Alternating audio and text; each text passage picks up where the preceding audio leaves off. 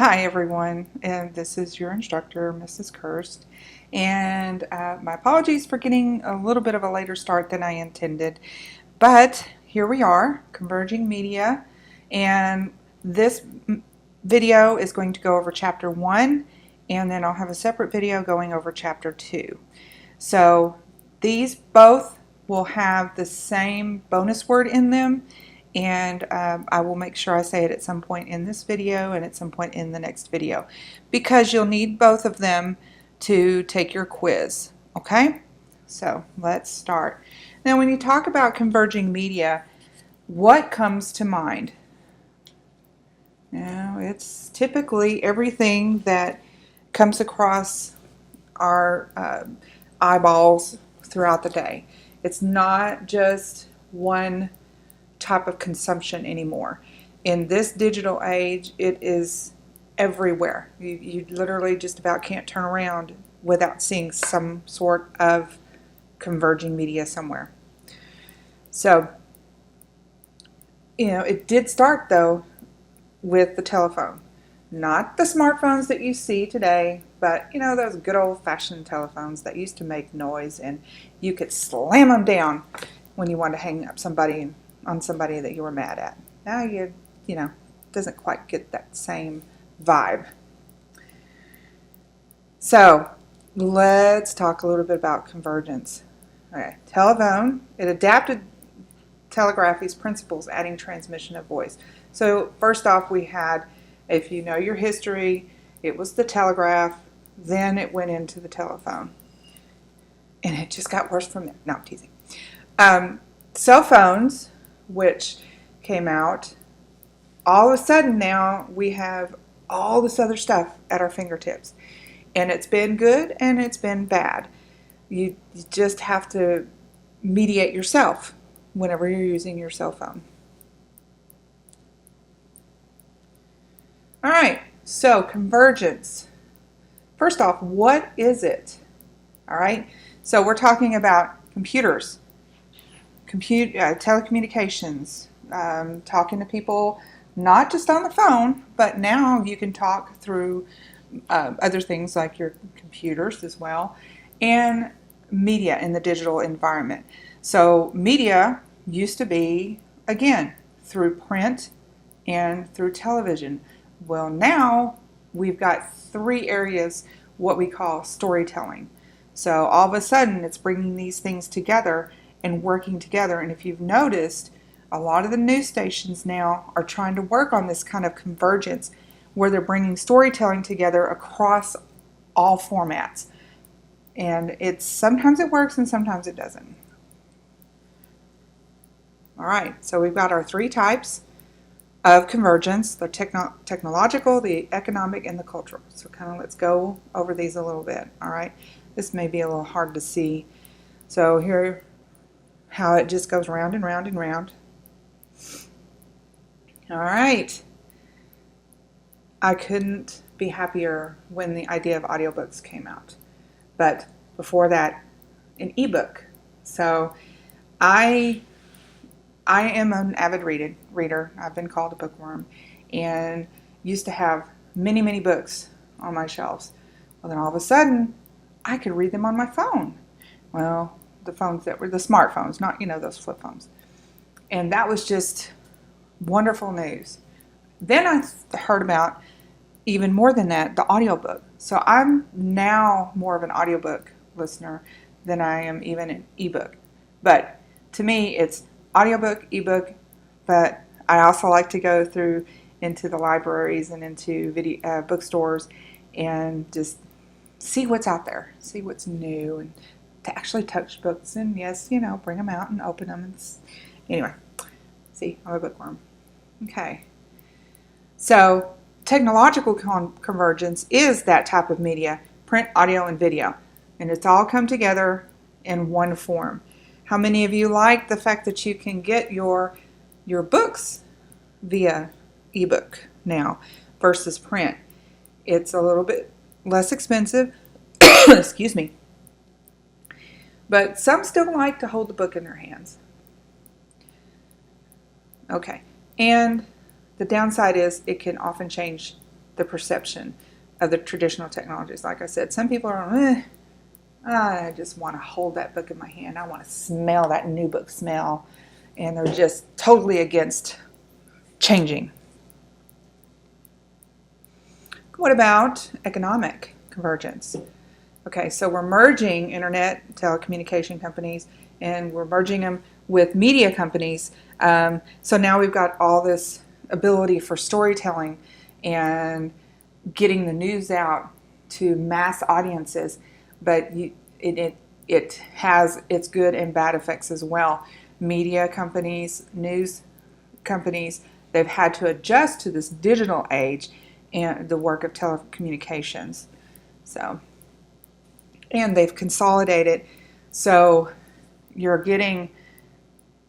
got to get more bang for your buck, because with media being so easy to consume, unfortunately, the dollars are not there like they used to be.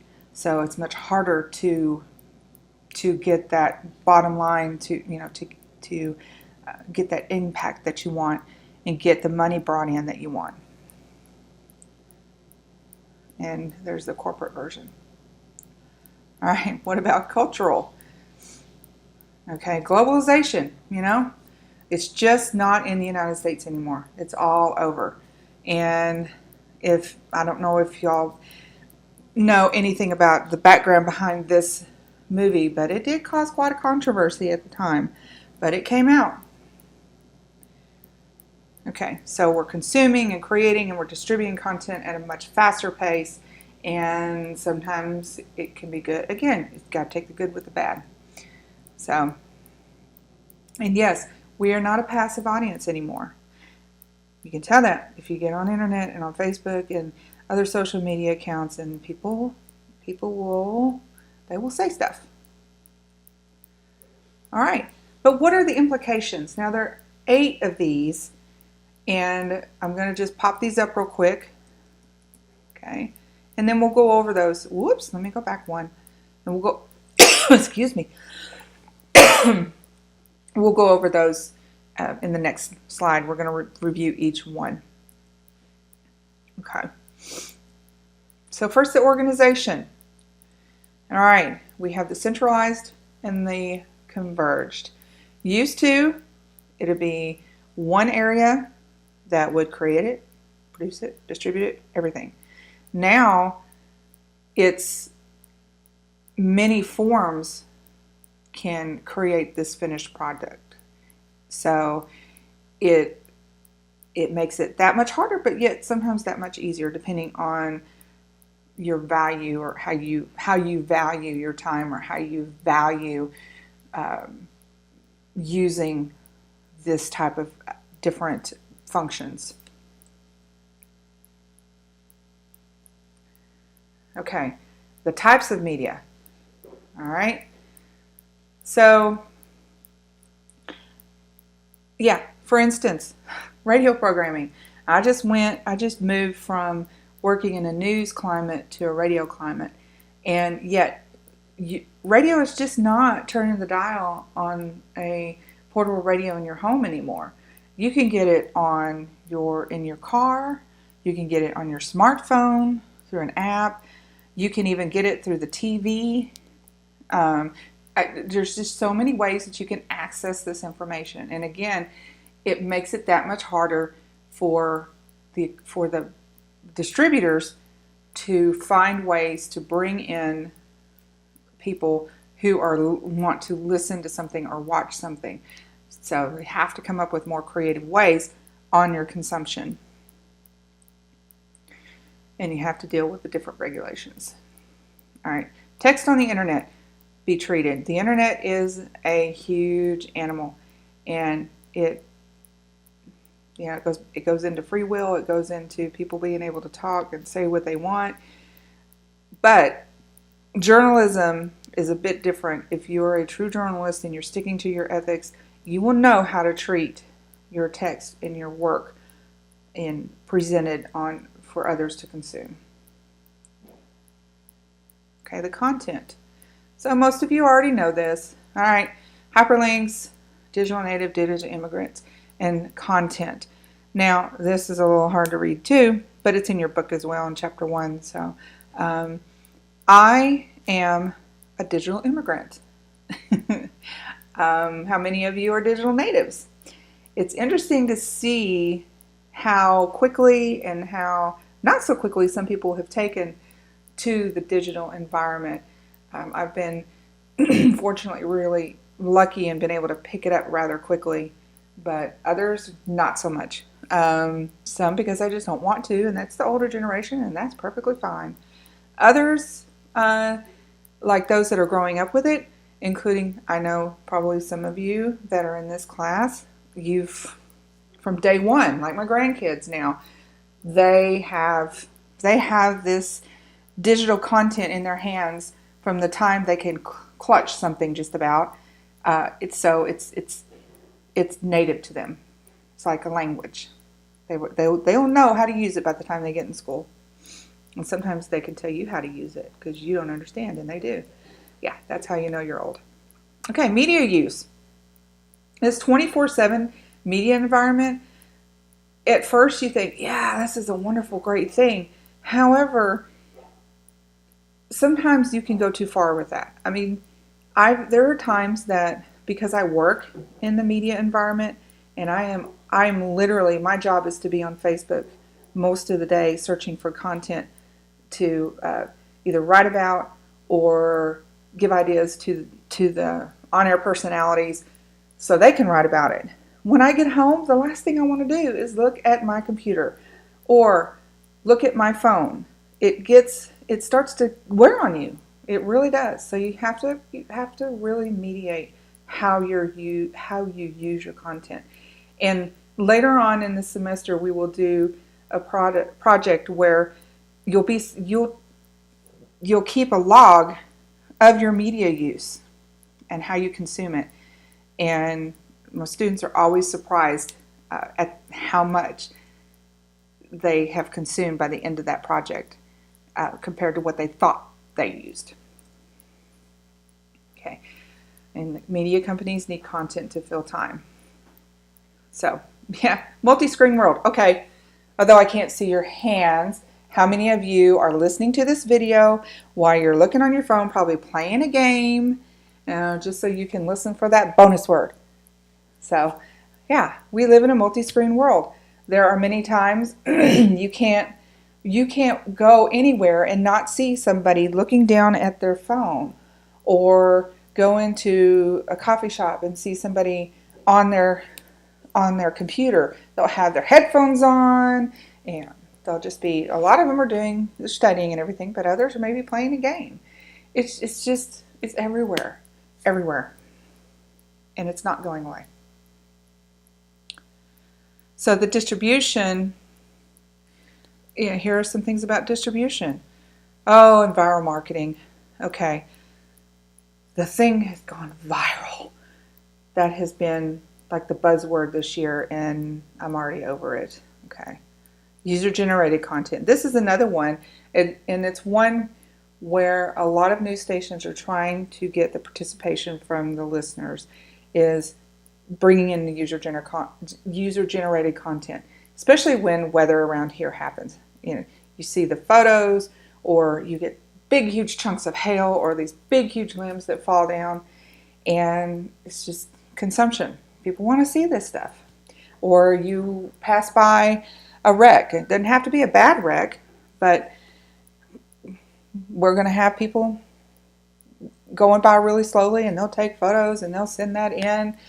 So, there's a word for this, and I'll show you here in a minute what that is.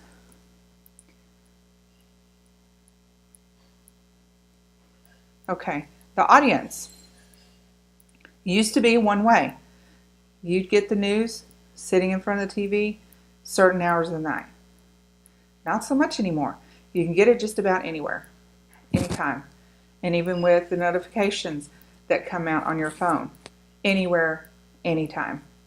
And it depends on how you choose to set your notifications, settings and stuff, saying, I only want to see this at a specific time of the day. Okay. Yeah.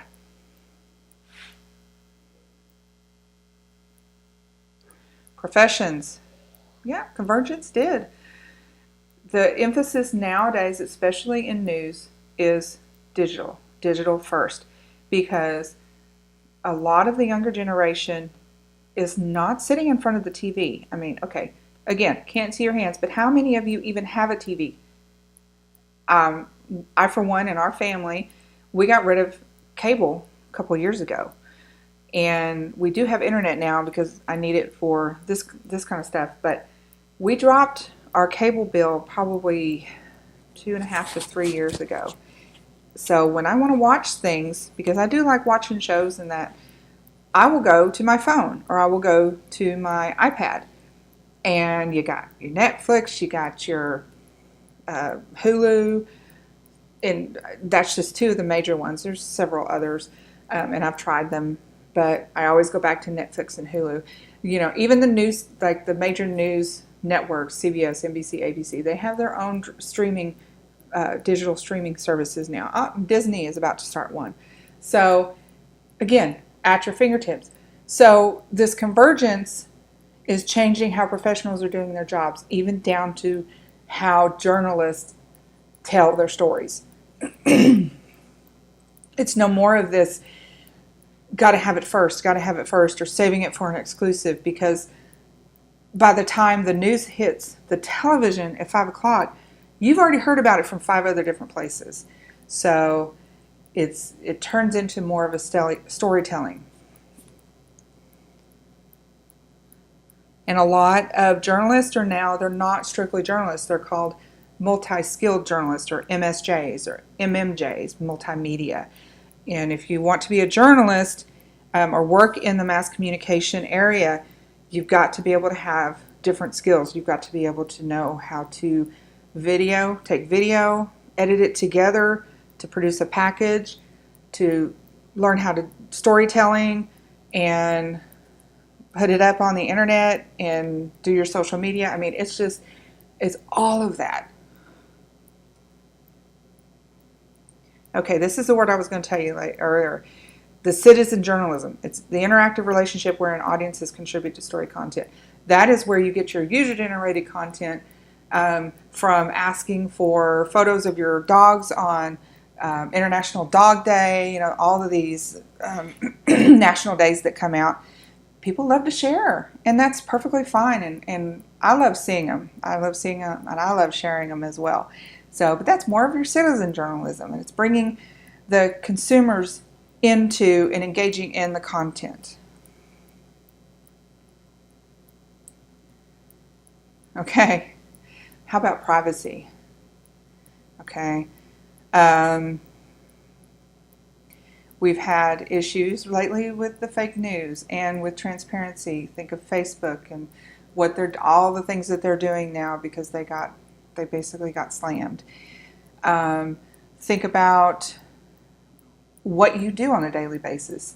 So sometimes I hear people say, I went over here and looked at something on Amazon, and then I went back and looked on Facebook, and all of a sudden I'm seeing ads on my feed for Amazon. Well, that's because of cookies. And those things you got to be careful about as well. So, and it's right here, the information archived on hard drives that allows for digital tracking of our web habits. So you have to be very careful. Okay, mass communication in the digital age. So your traditional, you're going to a large group or group of people unknown to the sender. Okay, interpersonal, that's more of what we're doing here. It's the communication between 2 or more individuals, me to you, often in a small group. I'm going to consider y'all a small group, even though you're probably listening to this individually. And it can involve a live speaker and an audience. Interpersonal communication, okay, the different types. So you've got a two-way flow on your traditional, but on mediated part, it's an external. So let's say you're on Facebook and you comment on your friends, whatever they said, and then somebody else comments on your comment, or you have a text. For instance, the other day, I had a I group text my family for certain things. So we were having conversations, and all of a sudden a text comes through that was just meant for me. I mean, it wasn't bad or anything. It just, my husband was asking if I needed anything, but everybody saw that. And think about that in an email as well. Don't reply all if you don't mean to reply all, because it will go to everybody, and then you'll be extremely embarrassed if it wasn't meant for everybody. So that's your mediated. There is some sort of inference that comes in between, okay? And it blurs the lines. Okay. So you've got your mass media, the large numbers of people, and you're distributing it widely. Okay. And then we've got the different, here's some more different definitions. We've got your synchronous. Okay. Synchronous media. Think about a live TV event, the news at night, or going to a concert. That's that sort of thing. Okay. You're watching an online concert. Asynchronous media, that's more of what the digital storytelling now is about in the news media. Excuse me. You can you attend on your own time, but you're also it's a combination of the printed and the recorded audio or video. So in the synchronous media, a lot of what news stations are doing now is they'll have like polls at the bottom of the newscast, so you get to interact with that. They'll ask a question, and then you type in an answer. You can do it on your mobile phone, or you can do it on your desktop, and then they'll show the answer at the end. So.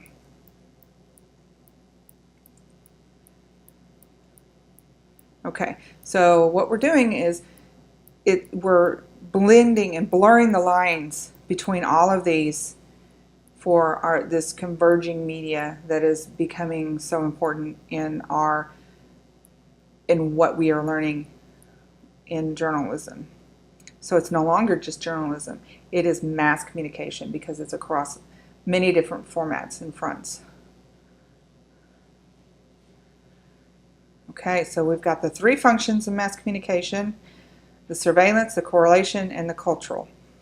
Oop, 4, entertainment. Forgot about entertainment. How can I forget about entertainment? All right, and we're getting too close to the end, so I'm going to give you the bonus word, which is hurricane, because there's a few out on the Gulf right now. So the bonus word is hurricane. Okay, there you go. So, how do you feel about bad news? I mean, how do you feel after you read it? There's a lot out there. There's a lot of good stuff, but there's a lot of bad stuff too. And, we're surveilling, a lot of this is, we're surveilling what's going on in the world, okay? And bringing it to the consumers. And yes, there is that apathetic response. If all you ever see is bad news, eventually you're going to get used to that, and it doesn't affect you as much.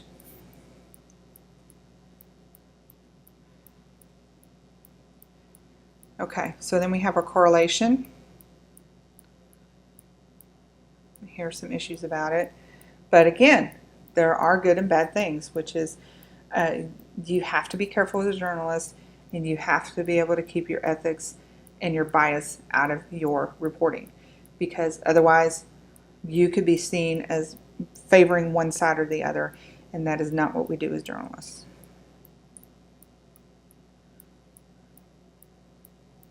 Okay, transmission. Okay, in our cultures, from one culture to another, or to the immigrants. Even though they're learning rules of society, it could get skewed and changed. And last but not least, entertainment. All right. Escapism, like that word.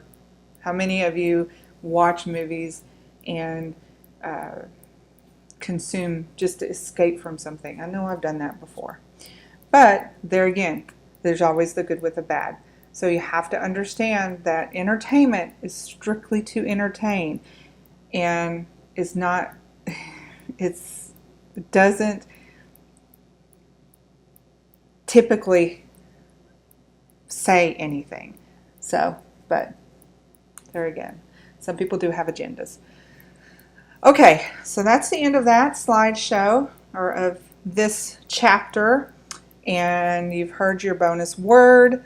So this, I'm going to go on to chapter 2 now, and you have a great rest of the evening.